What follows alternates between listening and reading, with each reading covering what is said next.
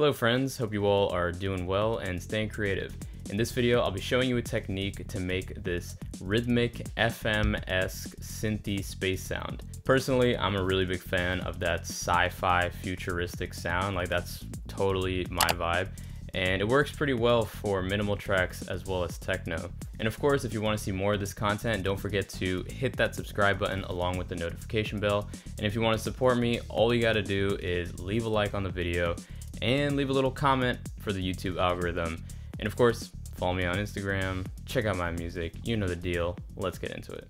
Okay, so we're in the project file and these three tracks are what we're going to focus on. So these two are actually just derivatives of the first one. I've made slight modifications to the patch in order just to add more movement and some extra patterns. So let me solo these and I'll show you what I'm talking about. So here's the first one.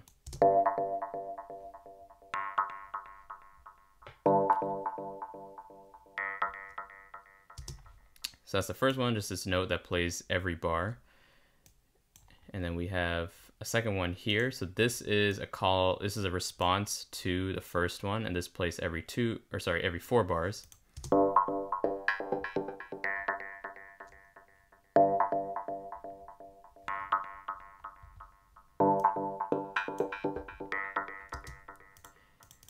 And then we have this one over here, this one is not really so rhythmic. It's a little bit more droning and atmospheric, just as like sort of a juxtaposition to these two rhythmic synthy sounds.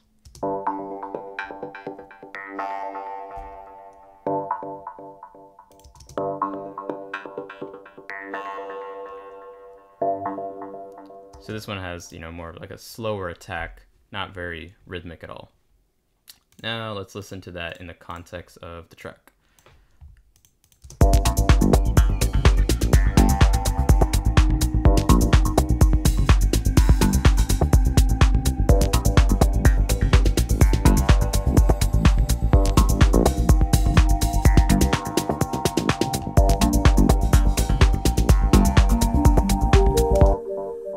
So all these sounds were made in Serum, and by the way, if you happen to see my breakdown of my track 143 in my G37, which is like this fast-paced sci-techno track, you probably saw a similar version of this technique being implemented. In that, however, because it's techno and like, more hardcore, I did it in a more like over-the-top, in-your-face way, whereas here, since this is like a minimal house track, it's more subtle and like in the background, but very similar techniques either way. In terms of like the actual wavetables themselves, they don't matter too much. You can just pick whatever you like. Personally, I lean towards the digital and these spectral wavetables, just because like the sound I'm going for is something a little bit more atypical, spacey, not your normal like analog wavetables like, like a sawtooth, triangle, like these classic analog sounds. Like I don't really want that. I'm going for something different here. So which is why I'm choosing some wavetables that have a bit more complexity to them. However, most of the magic happens with these LFOs and the filter. So the thing that's creating that rhythmic sound is this LFO right here, which is mapped to the level of both these oscillators. And what this is doing is it's playing an 8th note right here, just looping 8th notes. So visually, this LFO looks like it's ramping up. However, I have it set backwards, like negative. So as you can see here, it's on -80 when it comes to the level. And right here, -54. So every 8th note, it's actually ramping down from this high level down to the low level. And that's what's creating that 8th note rhythmic sound. So if I bypass all destinations, bypass this LFO, bypass this LFO, which I'll talk about in a little bit, and then I'll turn off the delay, you can hear what this note sounds like. It's just one long continuous note. Now if I turn this back on, it's giving a little bit of that percussive edge because it's giving the sound a little bit more attack and then shortening up the decay as well as playing that 8th note pattern. And then in addition to that, I have this LFO 1 set to the cutoff frequency of the filter. And now here I've created this step-like pattern, and the way I've done that is I turned up the grid to, you know, the max, which is 16, and then if you press shift, you can actually move these steps as an entire unit. So that's how I created this step shape pattern. And in this case, the note is actually short, so it's not utilizing most of these steps, but this whole thing is a 2-bar cycle that repeats. So that's why this note sounds different from that note, and then it repeats once it gets back to here, because, you know, this is 2 bars right here. So let's just take a listen to that one more time.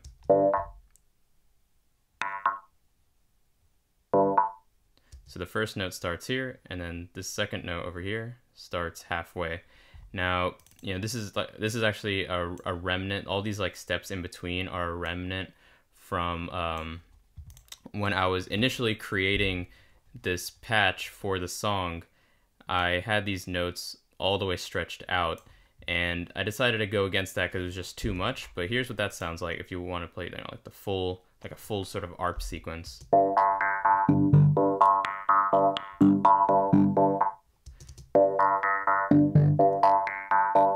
Still sounds pretty cool, but, you know, in the context of this track, didn't really work, but I could see that potentially working in maybe a different track.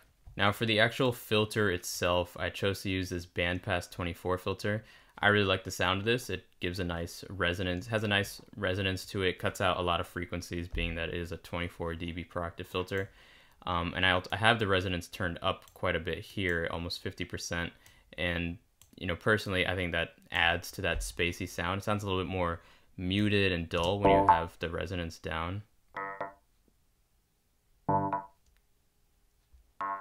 I really like the character that the resonance provides here. And I'm turning up the drive and fatness just to give the sound a little bit more body, since we are cutting out a lot of these lower frequencies. On the FX side, nothing too crazy here. Just got a little bit of hyperdimension, which is adding some stereo width. Going pretty conservative on it, just, you know, 16% here, 8% there.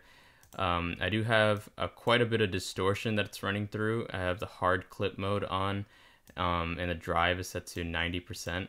So this is just adding a lot more harmonics and really just pushing that sound to get some character out of it. So like I said earlier, I'm not really going for that typical analog synth sound. So by driving it super hard, I'm getting rid of that like smoothness that a lot of like the classic analog synths have, like, you know, like the Moog, Prophet, Juno. They all sound very like smooth and like warm, rich, but I really want this to sound like a little bit more, a little gritty, a little bit edgier. And edgier almost in the like the physical sense too, because that's what the hard clip is doing, is that it's clipping off like the tops of the sine waves and literally making it like an edge, like essentially turning it into a square wave. And then the last two effects I have on this chain is just a phaser with a very slow rate, so it's slowly modulating the phase of the sound, which is adding a bit more movement, and then some chorus, just because why not? Chorus sounds cool. And so when it comes to the actual like Ableton effects rack, I don't have anything too crazy going on, just a filter to get rid of some of the low frequencies, a little bit of compression here to tame the peaks of the sound, because it does have a pretty like sharp transient, and then finish it off with a little bit of echo, just so it fills in a bit more space in the mix. Since I am only playing it such a short amount of time, I want it to ring out a bit between these notes.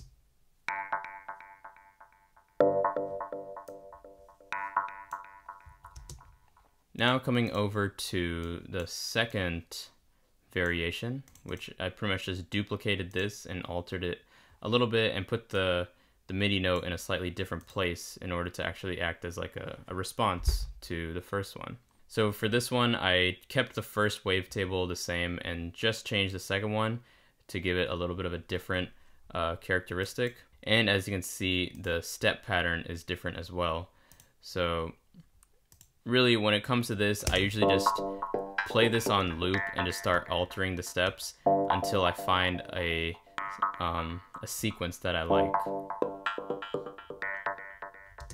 And then on LFO 3, I have the shape of the envelope a little bit different too. So the way this is working is actually ramping down faster than on this one. So if I open up this, here's the first one, this is ramping down at a slower rate. I know it's kind of weird because it's like, it's backwards, so it's a little bit, it might be a little confusing, but yeah, this is ramping down at a quicker rate, so it's actually a little bit more percussive. So if you play it back to back, you can hear that this one, the notes aren't as like staccato, whereas with the second one, they're shorter.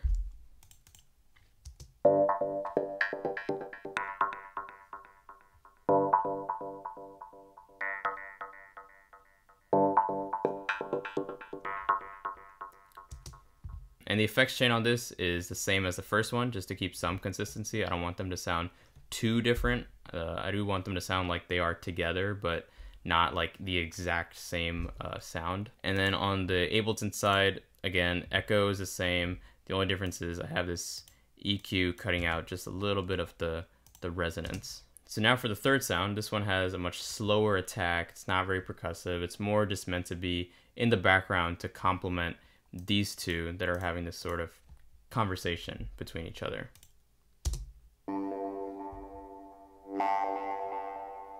And on this one, I kept the second oscillator the same as number 2, and I just changed oscillator A.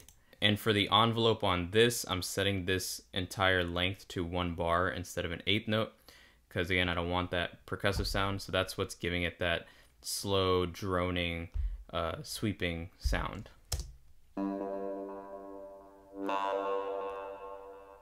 Step pattern here is slightly different as well, just modifying it to fit the sound that I'm going for. Other than that, the filter is still the same. I have the cutoff frequency a little bit lower here. All the effects are the same as the other ones. And on the Ableton side, the only difference I have here is that I'm putting this Valhalla vintage verb right on the channel. Because I want this to be like more like back in the mix, a little bit far away, more of a droning sound. And then furthermore, what you could do, something I haven't really worked on yet, is grouping all of these together and then adding some processing so they can sound a bit more cohesive. So some things you could do is add a little glue compressor, just to, like it says, glue it all together. So just like bring this.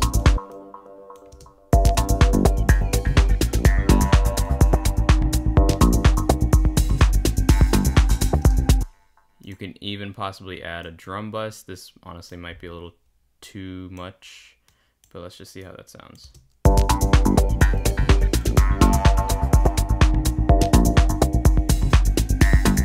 Actually sounds pretty good.